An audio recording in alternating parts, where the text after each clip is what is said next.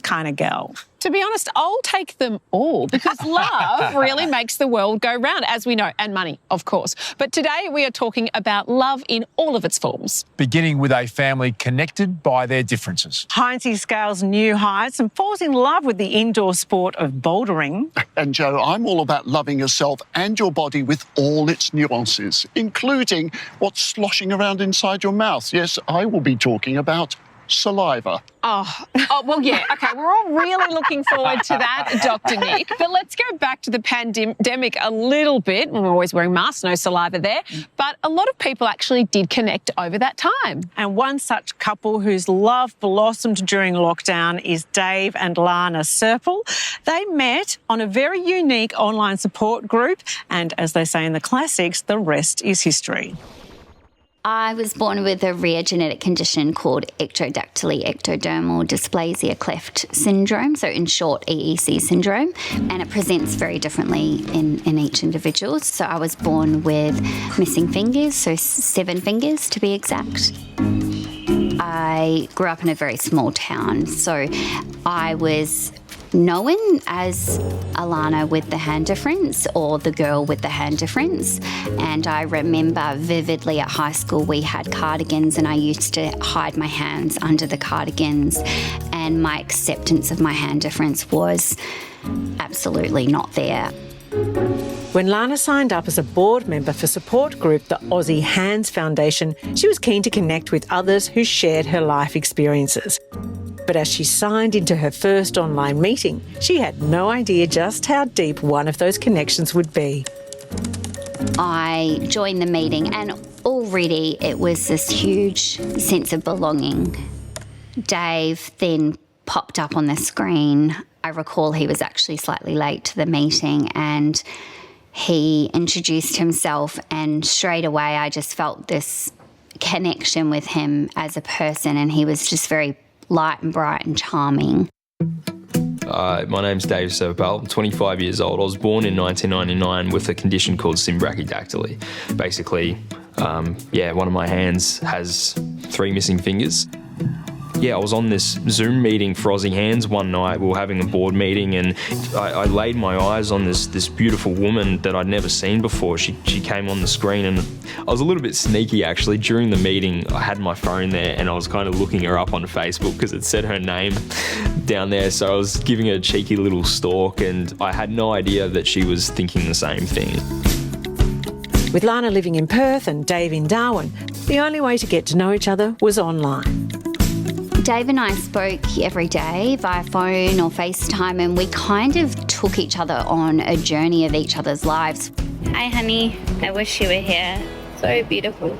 We were both born with 7 fingers. So we initially knew that was something we had in common, which is really something that nobody has in common with each other. So that's pretty incredible. However, we very quickly learnt that our connection and the things that we had in common stretched very far deeper than that. After 3 whirlwind months of texts, calls and FaceTimes, these long-distance lovebirds couldn't stand to be apart a moment longer. It was such a surreal feeling because I felt like I genuinely knew him so well, but then the physical touch, when we hugged was so new. It's like you were on this tiny screen for 3 months and you're real. I remember we were just driving home, holding hands going, oh, it's you. It was really surreal feeling. I had driven with, her on FaceTime with the phone in the cup holder and she'd been there, looking up at me. And so actually having her physically there was beautiful. And it did take a little bit of getting used to in the first few days, just having each other there. But again, it felt like it had been such a long time coming. Are you lost in the moment? Come early 2023, they were engaged with a baby boy on the way. But as Mr. and Mrs. Serpel looked forward to this exciting new chapter in their love story, one big question remained. Given that I've had individual genetic testing and my parents have also been in touch with a geneticist, I have known for a long time that I would have 50% chance of passing on EEC syndrome to my child, but I think in our love and in our relationship and in the people that we are, we just felt really confident that as parents we could support him either way.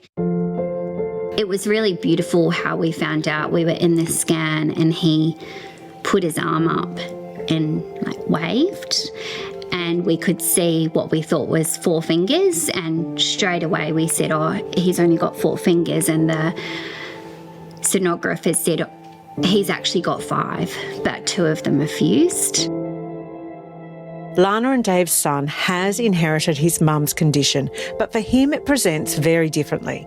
In addition to some webbing joining his fingers and some foot differences, Jeremiah was born with a cleft lip and palate, requiring several intensive surgeries over his first year of life.